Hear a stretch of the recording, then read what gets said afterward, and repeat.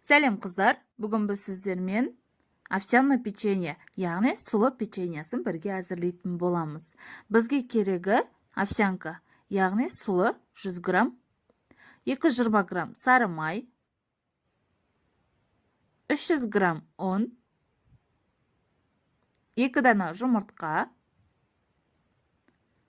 кез келген шоколад болады, менде Қазақстан, 10 грамм разрыхитель, 2 грамм ванилин. 160 грамм қант қажет болады.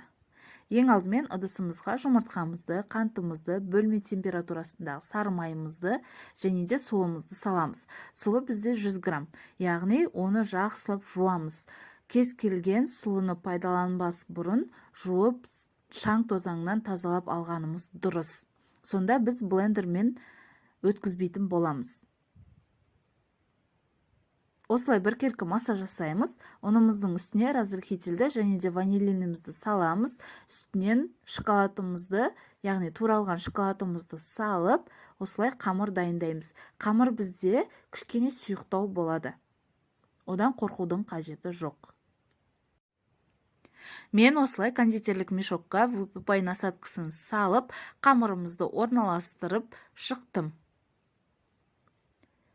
Противенге пергаментімізді төсейміз және де дайын қамырларымыздан форма жасап шығамыз.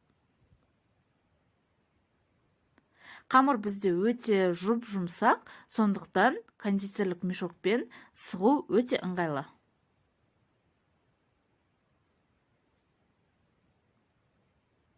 Енді ыдысымызға суымызды алып, қолымызды кішкене малып аламыз және де печеньелардың формасын келтіріп, үстінен кішкене басып шығамыз. Екінші жолын көрсетемін, яғни екінші тәсілін. Осындай шай қасығын алып, бір шай қасықтан салып шықсақ та болады. Бұл кезде печеньелардың формасы ровно болмауы мүмкін.